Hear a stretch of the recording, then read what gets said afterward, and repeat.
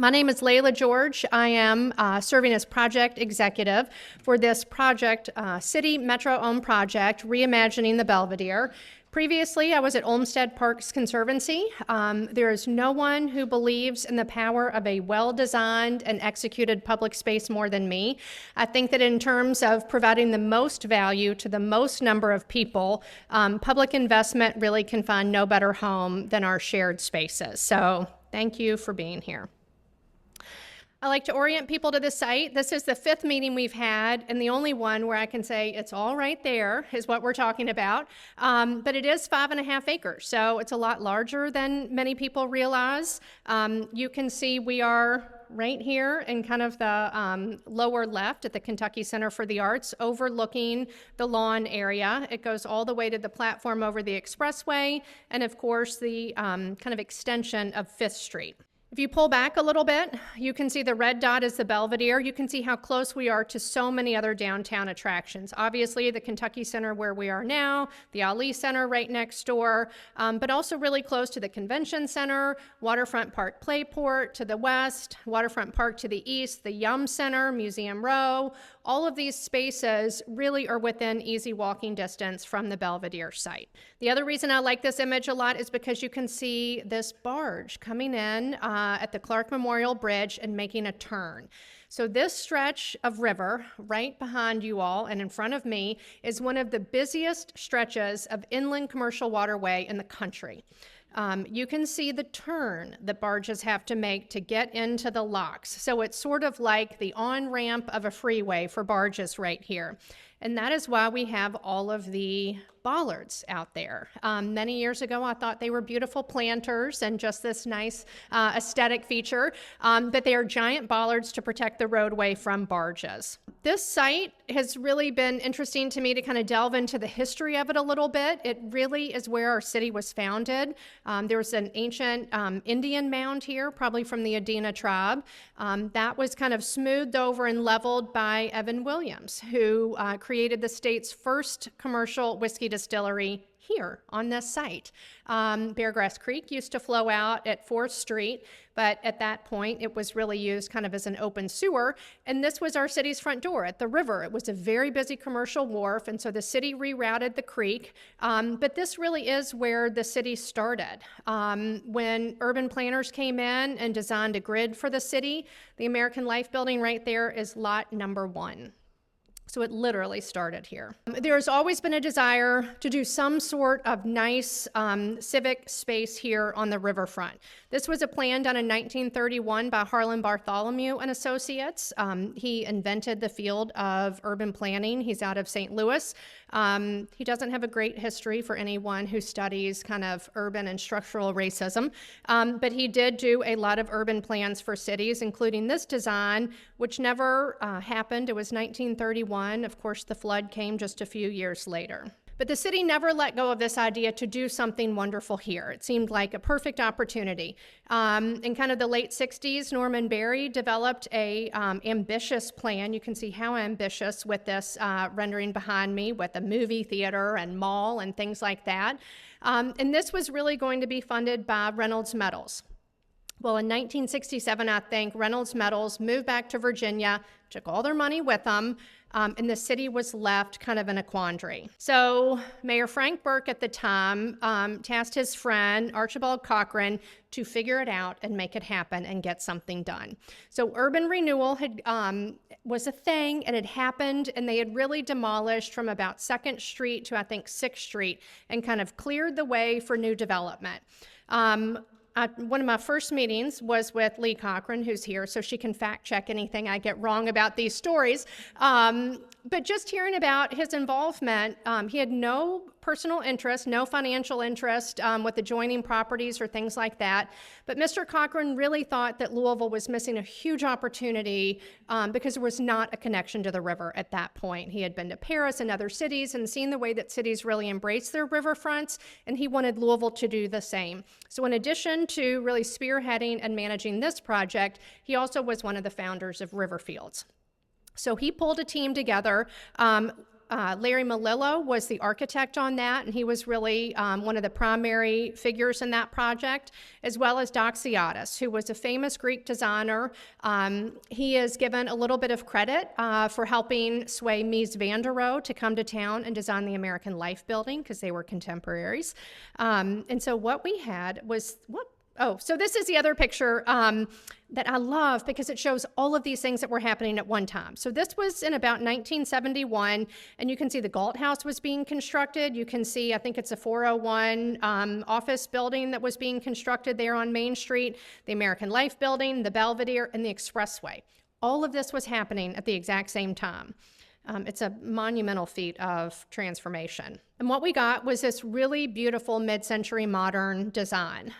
Mayor Frank Burke, at the dedication in 1973, dedicated the space to the children of Louisville. He wanted this to be a place for families to gather and experience the river, because at that point it was still very industrial along our waterfront. All of these water features that were so popular were really problematic from an early period, with leaking into the garage and things like that. So as beautiful as it was, there were some problems early on. It was transformed into ice skating in the winter, which is something that I still hear quite a bit about, a lot of fond memories from that period.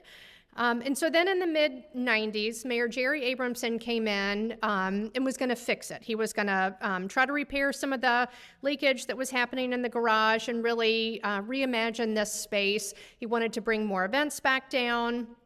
And so the design that exists today is what was implemented in the mid-90s by Abramson. It feels very hard and hot and a lot of concrete. If you look at it, there is a decent amount of shade and greenery, but it just doesn't feel like that.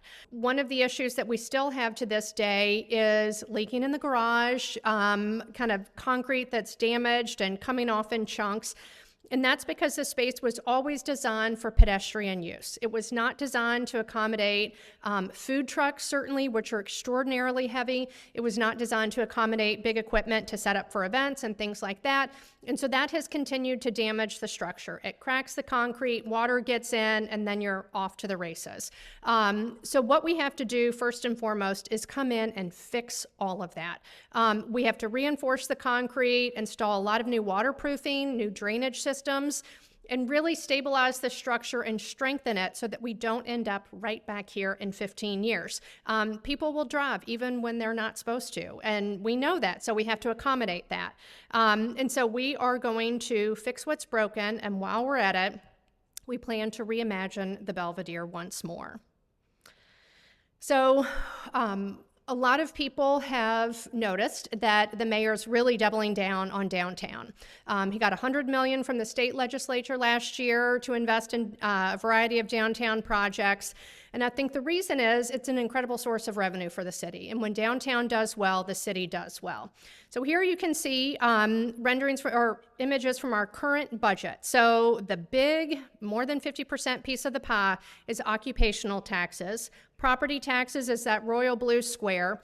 Together, that's about 80% of all of the revenue that is generated for our city comes from those two buckets of revenue.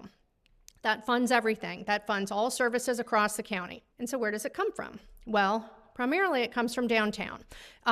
If you look at the graphic on the left, you can see it broken down by zip code. So 40202 is the bigger one. That's at about 90 million. That's 1 square mile. It's followed by J-Town, 40299, which is a much larger area. Contributes, a significant amount of revenue, no question. But when you look at productivity per acre, you can see that downtown really punches above its weight, really showing the value and benefit of density. If you look at property value, so this is a data visualization from the city of Indianapolis, and it's showing just property value across the city. The purple spike is downtown. Louisville's would not look that different. I mean, downtowns really across the country still hold the bulk of property value. And so when you look at the potential for revenue creation and spurring that economic development, investments in downtown really matter a great deal to people all across the city. So if downtown is the primary source of revenue for the city, you then look at Louisville for the state. I think Louisville contributes like 1/3 of the state's budget. We give more money away than we get in return. You can see why elected officials at the state and city level are supportive of downtown investment. So the mayor has put together a great team. I'm probably biased because I'm on it. But we have Chris Carmichael here with us today, who is the owner's rep with PLC Management. We have Wittenberg Construction, who is back on the case. If you paid attention during that slide that showed all the demolition in 1971, they were the construction manager for the Belvedere in 1973. So they're really excited to be back on board. We have Bob Haferman and Christopher Fuller with K. Norman Berry and Associates Architects. They've been champs. This is their 5th public listening session as well. So big thanks to them for continuing to stick with me. And then Metro Department of Fleet and Facilities. So a lot of people kind of wonder who takes care of this now. It's not the Parks Department, it is Fleet and Facilities. And we have Mark Zoller from that team who's been incredible. He knows everything about the space, where all the bodies are hidden, what works, what doesn't work, where the problems are. And so he's been a wonderful person to have on the team. And then we have Heatherwick Studios out of London as the designers. So Heatherwick Studios, probably their most well-known project in the United States is Little Island in New York. As you can see, it's very different from any other public space or park in, not only in New York, but really probably in the world. It's just very unusual in its architecture. It's very exploratory and three-dimensional, lots of gathering spaces, just a really interesting, different piece of work. Here you can see other images. You can see that you can be on top of it, kind of inside of it, underneath it. They really want to create spaces that bring people together and that foster connection, spaces that spark joy, and really encourage people to kind of explore and linger. This is an image from a project they did in Tokyo. I like to say, I would think it's AI, except that the mayor has actually been there and confirmed it is a real space. And I look at this image and I don't even know what to call it. Like, is it a building? Is it like a park? I mean, it's just so different than anything. And that's really the type of work that they do, things that are unique. And so I'm about to show you the concept design that they've done for us here at the Belvedere. And it's not going to look like this because there's changes that I'll discuss. And so while it won't look like this, I promise it will not look like anything you all have ever seen before. But you can also see the inherent challenges. So we talked about those bollards that are there along the river's edge. To construct something like this on that platform over the interstate would require significant tons of steel to reinforce that platform and hold the weight. To move those types of weights of steel, you need large cranes, which would have to be on a barge. That's the only place to put it. There's enough interstate work happening in our city, and on the docket, we are not shutting the interstate down. I'll say that right now. But to put a barge there with a crane, you have to deal with flooding. We had 2 floods last year. You would have to demobilize and remobilize, which takes a lot of time and is expensive.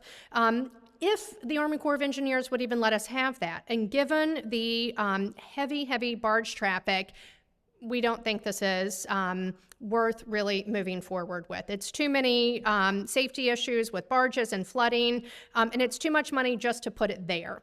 So what we challenge them to do is to go back and kind of think about what you can construct on this area over the garage. So this 4-acre site, kind of the main section that you see, is all over about a 2,000 car parking garage. So again, reinforcing that, and then come back and do something wonderful here. The deck over the interstate will still get some treatment. I mean, it's concrete right now. It'll be much greener. It'll have shade. It'll be a wonderful space and connected to the rest of it. But we're not going to put something that requires 40 tons of steel out on it. So that's the concept design. And you can see that took a long time to get there. You do a lot of engineering reports, you go through the history, come up with kind of different iterations, land on the vision. Now we are moving into schematic design. So this is really where we can solicit and accept and use public input and feedback. This is where we can really influence that design. We then move into design development phase early next year, which is a more refined, detailed look at that schematic design. And then about 9 months to get construction documents done. During that period, we will begin construction. So you can see that we start construction next fall. That will start with the garage. The scope of work is already known. We know it's broken. We know what we have to do to fix it. So a lot of that will be underneath. You may not see it. The garage will close at some point to get that work done. And then spring of 27 is when we'll be up top, really starting to turn dirt up here, and then an opening 3 years later in 2030. That's 5 years away. A lot of things can go wrong. A lot of things could go right. But we feel comfortable with that timeline right now. So I've been doing a lot of research, meeting a lot of people. I did a big road trip this summer through 4 states, 9 cities, and about the hottest part of the time of the year and the hottest part of the country. So it was hot, but it was an incredible learning experience. I met with about a dozen people and talked to people who worked for city government, who worked for foundations that had funded some of these projects, with people who were leading the nonprofits managing the spaces, really to find out what were the amenities that were most popular, what types of events and programming were most successful, how did they pay for the project, how did they pay for ongoing maintenance, and who took care of it, who had the ultimate responsibility. And so some of the various components that were in the most successful places I visited, public art was a big part of it. That's something that has a nice connection to Louisville. We pride ourselves on our incredible arts community here. So having spaces for public art as well as performing art. Again, we have a very rich culture here of incredible organizations doing great work, and we want to have a space to showcase that work. So having a stage big enough to accommodate the orchestra, which also means a stage big enough to hold 250 kids when they burst out of these doors after seeing the Nutcracker and need a place to have lunch, right? So spaces that are flexible and usable for a variety of purposes. Water. Water has been an important part of the Belvedere since it first opened in 1973. We think it's a wonderful way for people to cool off, to encourage them to linger, and nice visuals and sound effects as well. Shade, we heard loud and clear, it's hot. There's not enough shade up here. I mean, that is very clear. I like these images. Trees are my favorite source of shade, obviously, but I like these images because you can see that you can have a wonderful shade canopy, but also have very clear sight lines. You can see through all of this, which encourages that feeling of personal safety. Play is something that it's not been at the Belvedere before in a traditional sense, but we do want it to be very family friendly and offer people more reasons to come and more reasons to stay. Food and beverage, I think this is an important source of earned revenue as well as an important amenity to add, and again, a service to provide to people. I think food trucks and carts are probably the most likely outcome in that way. Louisville's got great weather a lot of the time. We have terrible weather some of the time. So I think if it's a nice week, you have more food trucks. If it's a gray Monday in January, maybe you have less. So, I mean, it gives you a lot of flexibility with that. There were not many successful restaurants in the spaces I saw. That was something that we had talked about early on. Wouldn't it be great to have a restaurant overlooking the river? We don't have enough of spaces like that. But there's just very thin margins for restaurants. So I think that's a much tougher nut to crack. Native landscaping. Almost all the places that I went have really gotten away from very formal traditional landscaping and moving towards more native plants, pollinator meadows, rain gardens, things that increase biodiversity, mitigate stormwater runoff, and also are easier to maintain. Programming, I think this is huge. Whether it's, a movie screen to show family movie nights or sports events, World Cup, Derby, basketball tournaments, or little free libraries. A couple places also had these great kiosk kind of welcome centers where you could check out games or rackets or balls, and also just kind of welcome people to the space, point them in, the right direction based on where they're interested in traveling. And then the other way we're getting a lot of input is through a survey. This opened in February. It's going to stay open. This first slide really is just kind of getting a sense of, is this something the public thinks is needed? Do you think the Belvedere needs to be renovated? Would you come more if it were renovated? Do you think other people would come more? And the answer is overwhelmingly yes. So then we looked at what kinds of things do people want to do here, what kind of events. The image on the left I like. You probably can't read all of the things, but it shows the variety of activities and amenities that people are interested in, which is great because I think the more we can offer, the more we can pull from all parts of our community. The top ones right now are outdoor performance space and gathering space, improved and enhanced green space, and then the connection to the Ohio River is an important one. If you look at what type of events, in the beginning, this has shifted a little bit because in the beginning, people were just like thinking of festivals at like World Fest or Thunder because that's really what has been here. There hasn't been a lot of other types of activities. So now we're seeing like fitness events, farmers markets, different things like that, children's activities, pregame activities for the Yum Center and Kentucky Center for Performing Arts, as well as cultural celebrations. So that is also something that's been here since really the very beginning. We had Heritage Weekends in the 70s and 80s. We have World Fest now. So ensuring that we continue to recognize and celebrate people from all parts of our community. And then we want to make sure that we're getting a representative sample. So the first one is showing kind of the age breakdown and what I've said before, and it's funny because two of them are here.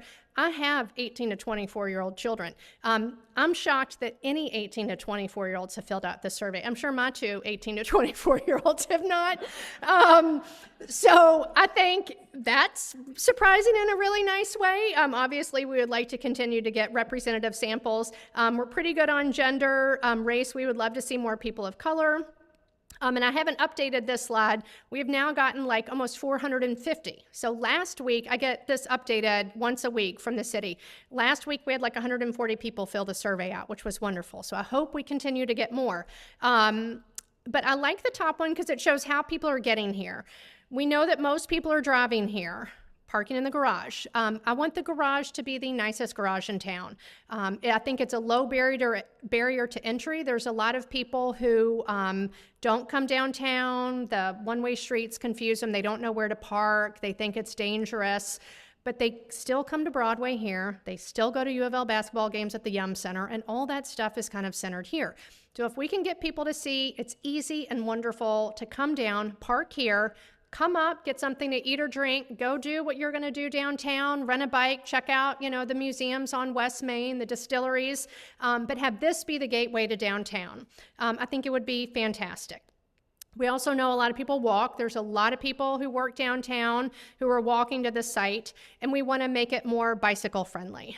Personally, I would love to be able to ride my bike more places and not be dependent on a car all the time. So I'm really hopeful for this River Road multimodal path being a great way for people to get downtown and then come through the Belvedere to get where you're going. And so through all of this research, I've put together a park program. And the purpose of these meetings and the survey is to validate these assumptions. So none of this is revolutionary, none of it's groundbreaking, none of it's, crazy, but it is stuff that I've seen work in other cities. That said, I want to be sure it works in this city, and all cities and spaces are unique. So these are the things that I've identified as great features to have here at the Belvedere. It should be deeply rooted in Kentucky. It should reflect the best of what our city and state have to offer. I want people who come here from Owensboro to see something reflective of their community on site so that they feel welcome and feel like this space is for them too.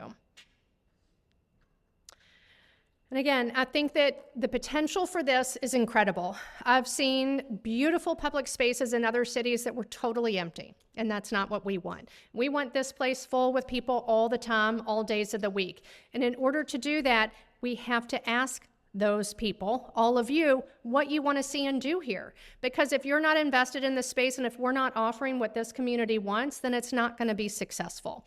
I think if we get these 4 things right, it will be a success. I think connectivity, not just spaces for us to connect with each other, but also connecting to the surrounding downtown assets.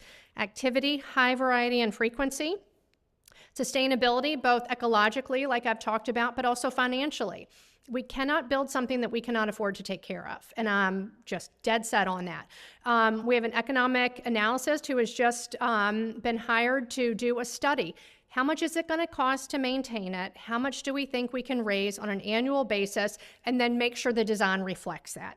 So Little Island in New York is incredible. It is so beautiful. And the second I set foot there, I thought we cannot have this. They have a full-time staff of 50 people and one person who writes a $12 million check every year to pay for it all.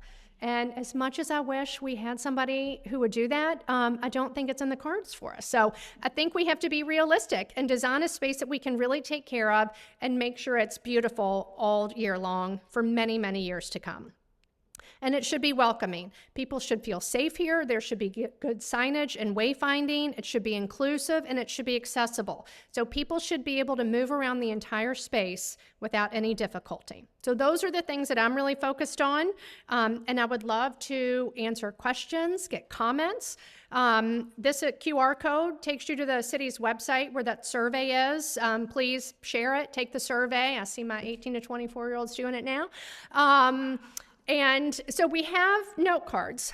You can certainly ask a question. I'm happy to answer it, but I do want you to write it on a note card because we're capturing all of that from all of these meetings. We're going to document all the questions, write all the answers, and post it on the website. So we just want to share with kind of the broadest audience that we can. So questions and comments? Yes. I really enjoyed your comments, and I think you guys are really on the right track. Has there been conversation about how it can be complementary to Waterfront Park? Because all this stuff's great, but we just got to make sure that we don't siphon anything off of Waterfront Park. So hopefully that the amenities, the potential use would be complementary and not take away, because they need to be programmed in the new extension over here needs to be programmed. Yes. So we have talked to them a great deal. This is right in between both of their spaces, which is great. So if you're traveling from one to the other, this is a nice spot to stop and get ice cream or take a picture or whatever you want to do, or park here and then easily go to either one of those spaces. So I think Waterfront Park both of them are different in that they are at water level, which is great. I mean, some people really want to have that like immediate direct connection to the river.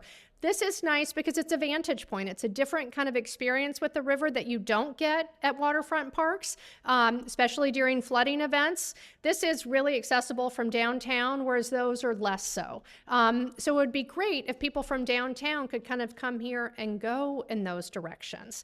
They've got an incredible playground at, Playport. This is not going to be, that's like a 3-acre playground. This is not going to be a playground of that scale. So we have talked to him. We talk to him frequently.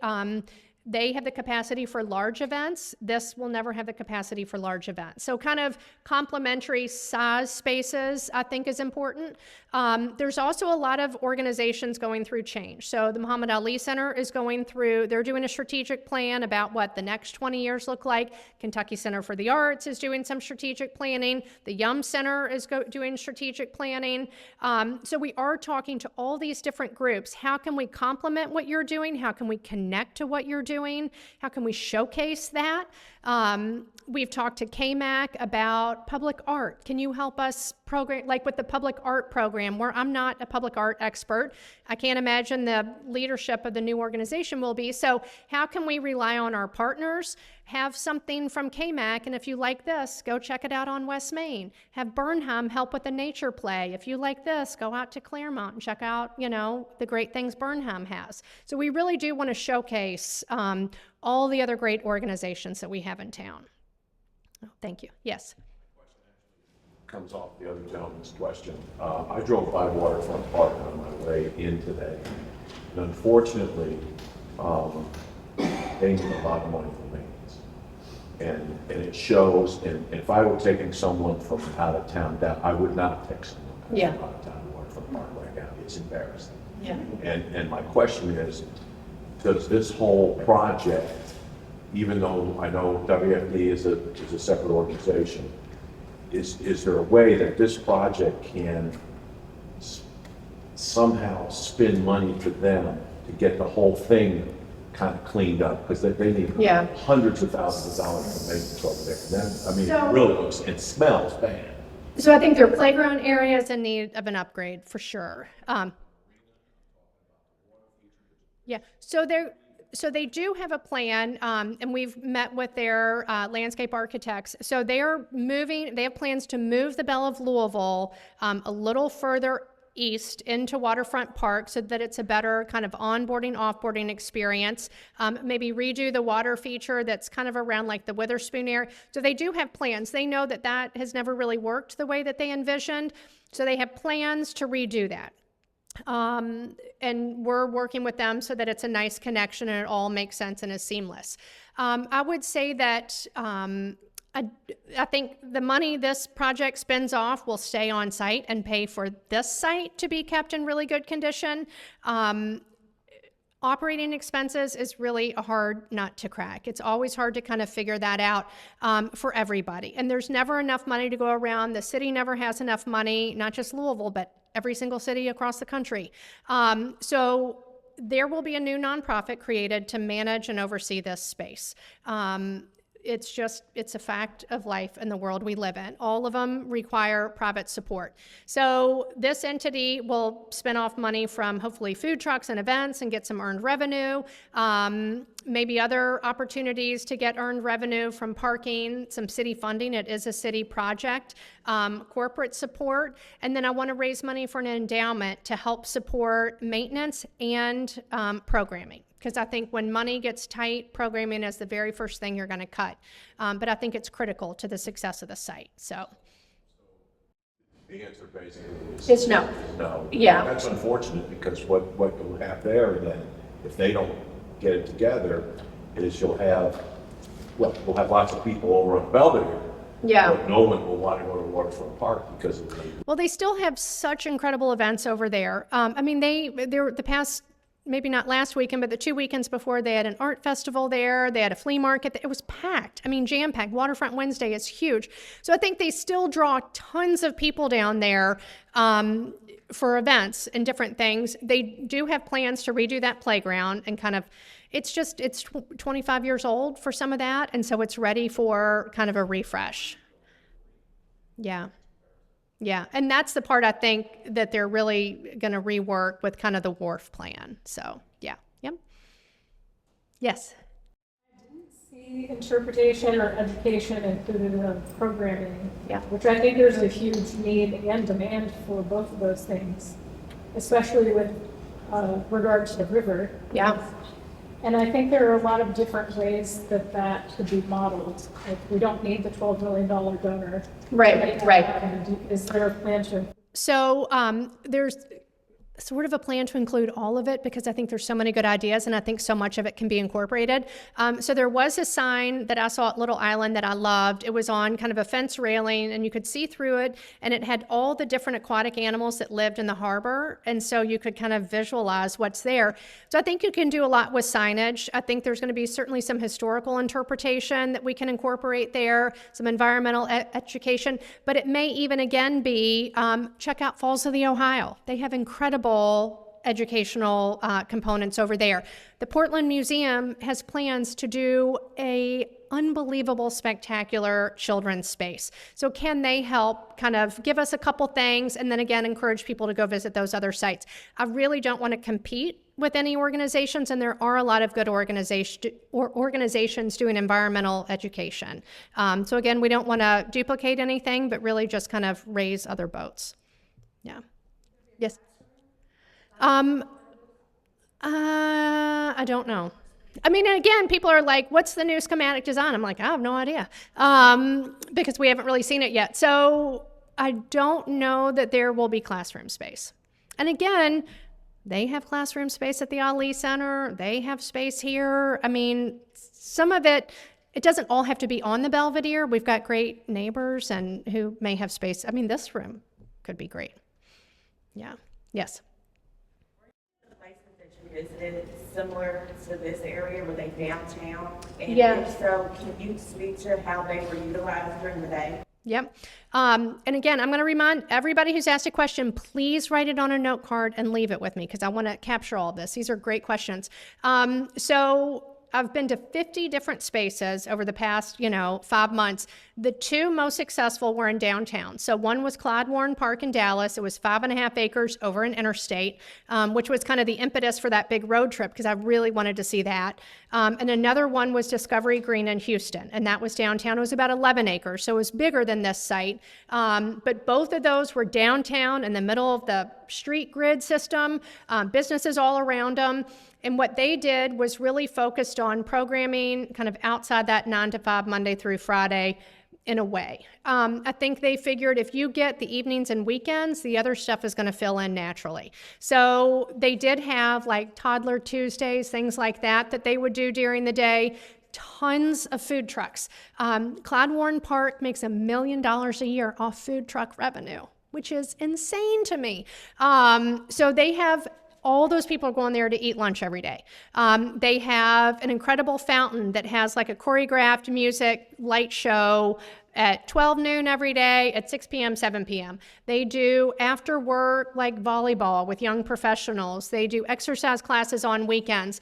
They do everything and anything at that park. And I think that's the success, is having things that like a senior exercise class that's going to pull people to come do that. Also a toddler time. I mean, you have to really hit all those different demographics. The park in Houston that I went to, it was a Saturday night. It's the end of July. It is so hot. Nothing is going on. I'm sure most people who live there are out of town if they could be.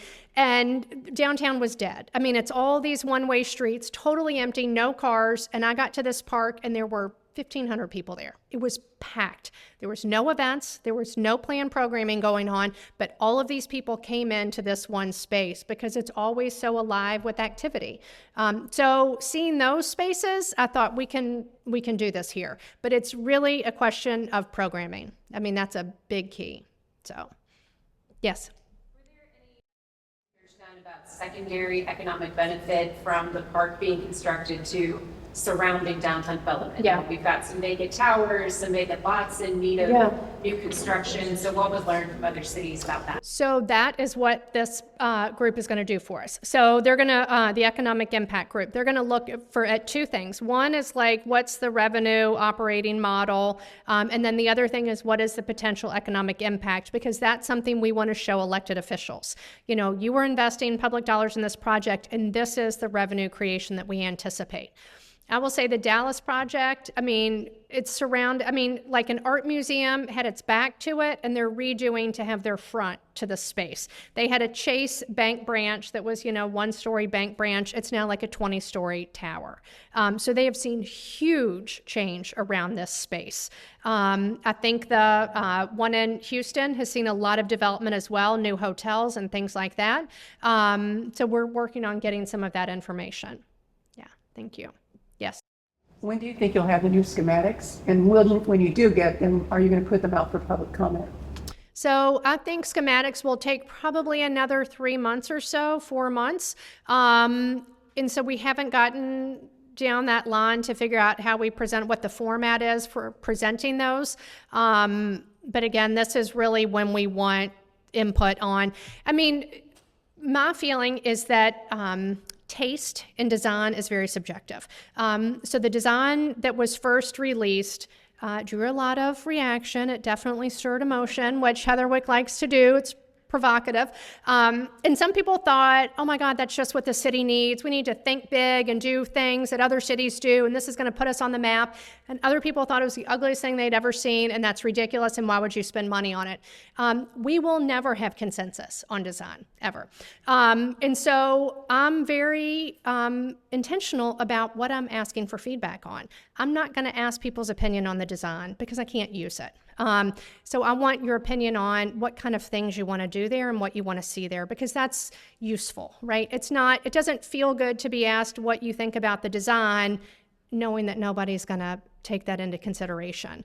And again, I think it's just something that you're never going to reach consensus on.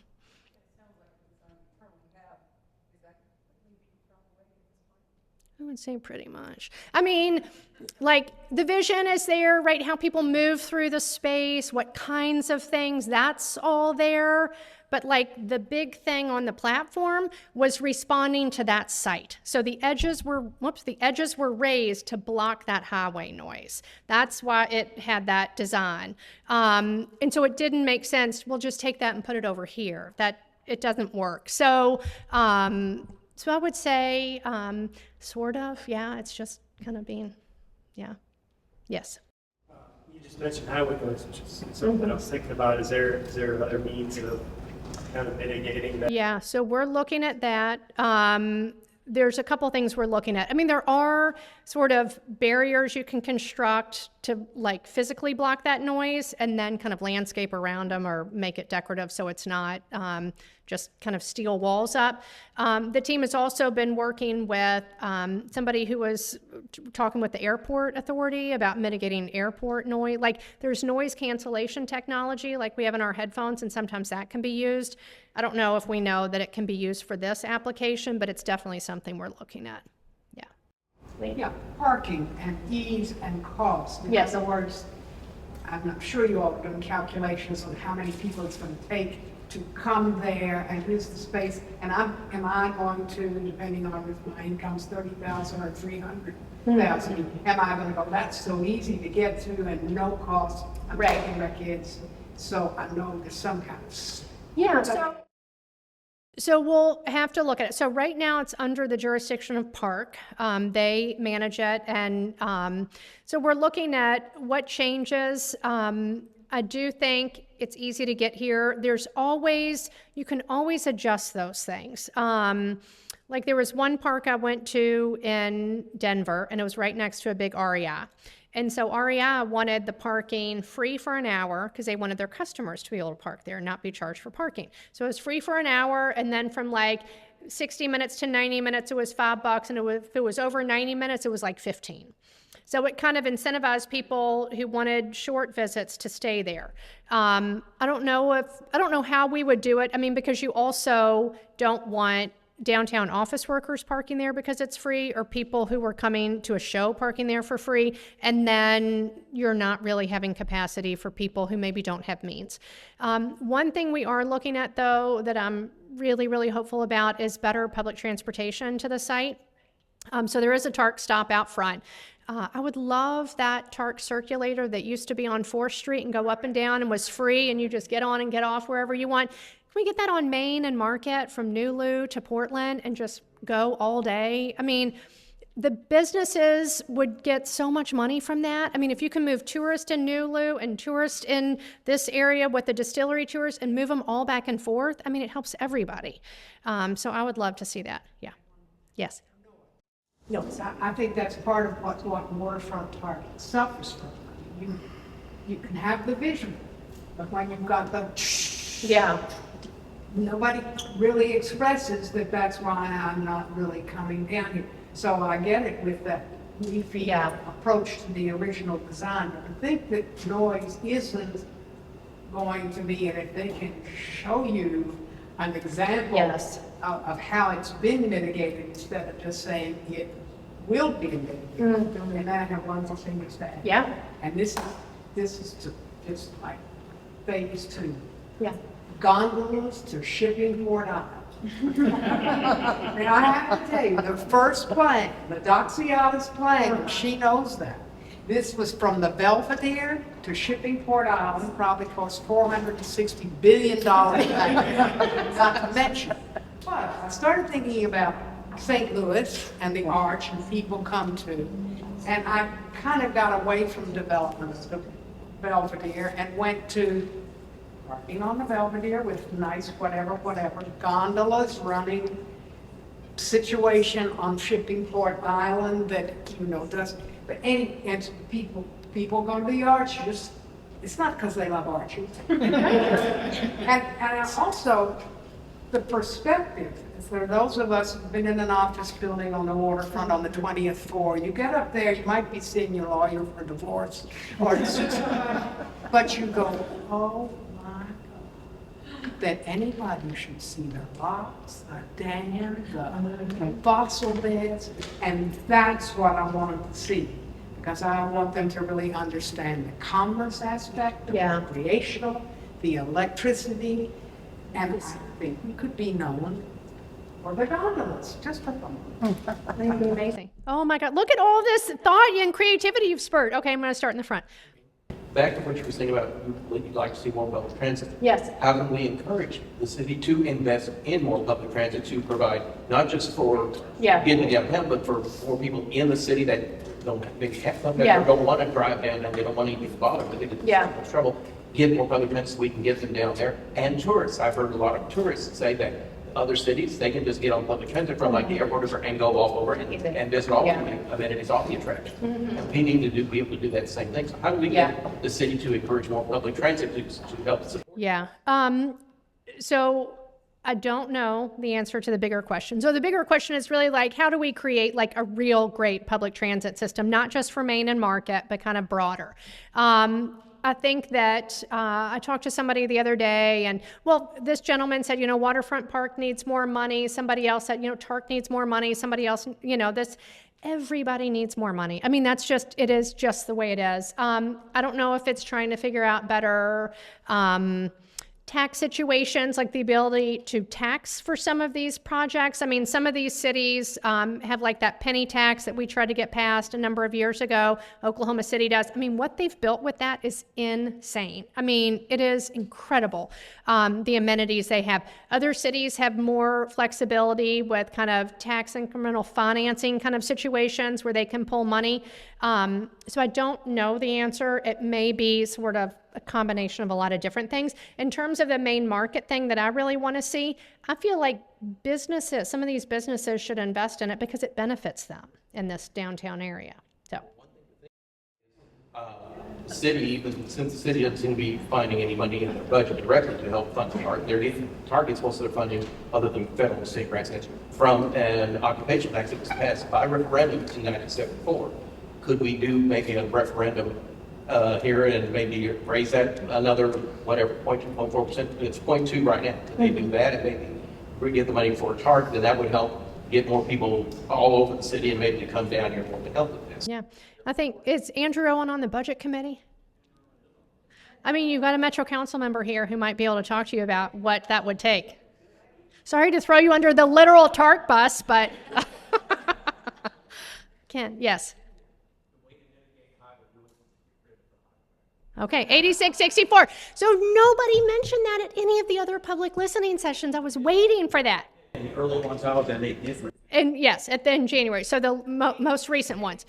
So 8664. I was on that committee 20 years ago. We needed an Easton Bridge to make it work. We have one now. The vast majority of that traffic does not stop here. It can be easily rerouted, put the roadway down like Lakeshore Drive. The noise is gone, the visual is gone. I'm still in, so yeah. So I will say that removing the interstate solves a lot of our problems and only benefits the Belvedere. I mean, it just makes for a nicer experience. Yes. Actually, is part of the question I wanted to ask. Yes. It sounded like you had a pretty good idea of how much work and I think maybe therefore cost needs to go if we decided to rebuild the parking structure. Mm-hmm. Do you know what the cost of that is yet and what percentage of maybe the total budget it is? Mm-hmm. Because again, if that went away and we started it from the ground up, that eliminates some of that cost that could be spent on the garage itself. So, now, we wouldn't have the same parking situation. Yeah, so I would say that we did look at what happens if we drop the garage and just start kind of at the ground level. And we've got some of the architects here who can expound upon this, I'm sure. But there are flood walls all the way around it.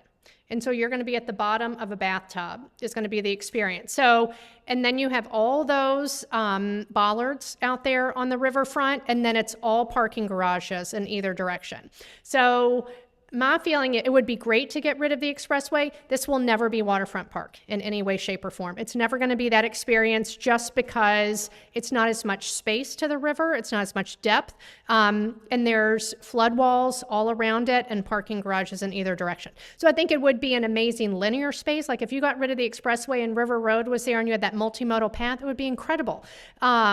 It's just not going to be, it's not going to be the Great Lawn in any way, shape, or form. And I think there's a value, I mean, to what Lee said, and being at this elevated space and having the vista and seeing the Falls of the Ohio and being kind of at downtown level. I mean, one of the issues with Waterfront Park is it doesn't feel super accessible from downtown. Really, the river isn't either because it's down. So I think being able to come out and then see it and go down on those ramps would be nice.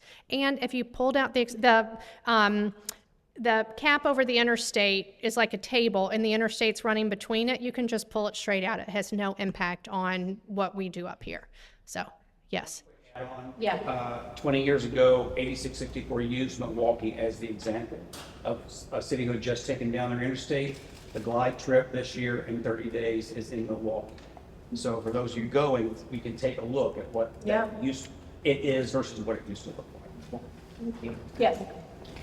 So you had mentioned earlier about people not really wanting to come down to downtown as much due to fears of safety concerns and things like that.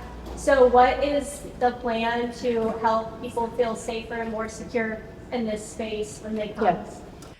So I think there's a few things that you can do with design and some that you can do with programming. So I think that the more people who are here, the safer you're going to feel generally. I mean, if I'm up here and I'm the only one and I see somebody who looks a little sketchy, it makes me scared. But if I'm up here and there's 20 other people, I'm fine. So I think that kind of programming really mitigates a lot of that.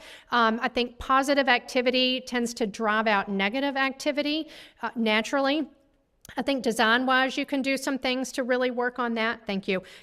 Whether it's, like I said, the tree canopy where you can see through it and you have those sight lines all the way through, lighting.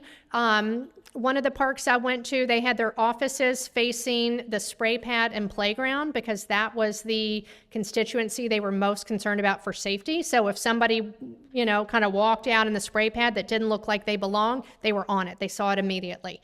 The other thing they did is their kind of maintenance crew, their space where they have all their equipment was right next to the bathroom. So bathrooms are also a natural space where people tend to do things they're not supposed to do. So they had a lot of staff in and out by the bathroom. So those are a couple design things. I think there will also be security. Like you can't get around it. Whether it's, I think, kind of a downtown ambassador kind of feel for during the day. You've got your polo shirts. You're making sure people know where they're going. You're checking the bathroom multiple times a day. Also kind of walking through the garage so that also is, secured. And then overnight security. So. No, I mean, it'll probably be closed overnight the way all public parks are closed, like 11 p.m. to 6 a.m. or something. So it'll be closed in that same way, but we'll have security to make sure that it's closed. Yeah. Yes.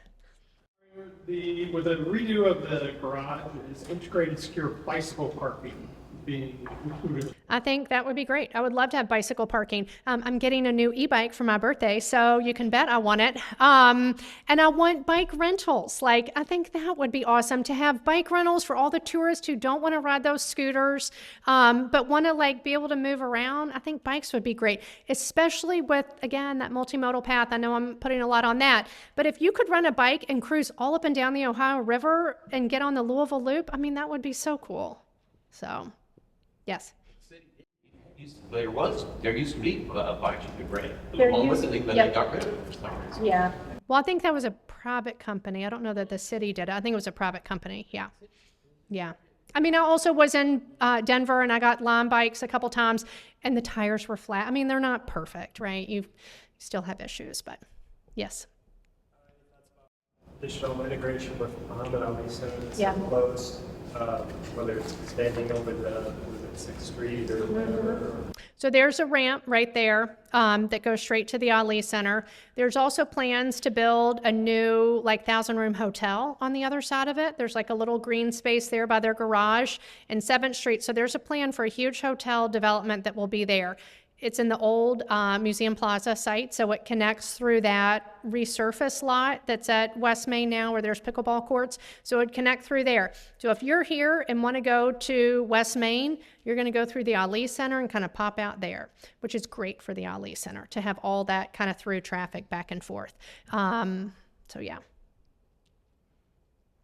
Yes. Well, first, thanks for your presentation. Yeah. I enjoyed it. Applause. Thank you. Questions about Heatherwick Studios. Yeah. Specifically, how well they know Louisville. So I believe when Mayor Greenberg chose this, he made some statement that he wanted some wow factor, Yeah. something global renowned, which I Yeah. think is great. Yeah. But when I saw that initial design, it really did seem like a Ferrari design in Ford Town. I personally like it. Yeah. But then I see some of these comps here, so I think I saw the Asakura Hills Yeah. development in Tokyo, which is actually part of a multi-billion dollar district, yeah. district being financed by Mori Construction, literally one of the wealthiest urban developers in the world. I saw the little island, which is adjacent to the Meatpacking District in New York, so there's constant traffic there. Yes. I find that this space in Louisville itself, downtown, is a very unique situation here. There's not a lot of foot traffic, there's not a lot of Yeah. residential. So how is Heatherwick Studios gathering enough local knowledge to make sure they're building something that fits here? Yeah. Not something that just replicates what they've done in these larger. Yeah. So there's a few things I want to touch on. One is this is not New York. We will never have tourists like New York does. This is also a public project. Almost all of their other projects are financed by like a billionaire. And so this is very different. So I told them I was doing these listening sessions, and they're like, well, maybe we should wait till we have a new design. And I'm like, no, I'm doing it now so that we can, get input on all of that. So it's different for them to have a project like this. I would say that's my job, to make sure that it does feel like Louisville and Kentucky and local. I think there's a lot of things that will be kind of sprinkled throughout the space that will feel very familiar, whether it's quotes by like Wendell Berry, Bell Hooks, Silas House, kind of Kentucky authors. Can we have something to like integrate some of the Kentucky music? Whether it's bluegrass or some of the Jack Harlow, My Morning Jacket, or any of the country music on that country music highway. Like having some of those different things kind of sprinkled throughout.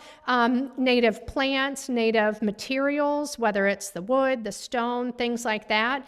But I'm very keyed in on this should feel like a Louisville, Kentucky space, period. I'm from here. I grew up here. I know really the rest of the project team is from here. So I think we've got the mayor is from here, grew up here. So I think there's a lot of people on the team who have their finger on the pulse here and know what feels like us versus not. Mm-hmm. I believe when the Muhammad Ali Center opened, there was a city-funded study done trying to figure out how to connect all these green spaces that run parallel to Main Street, the Ali Center to Waterfront Park.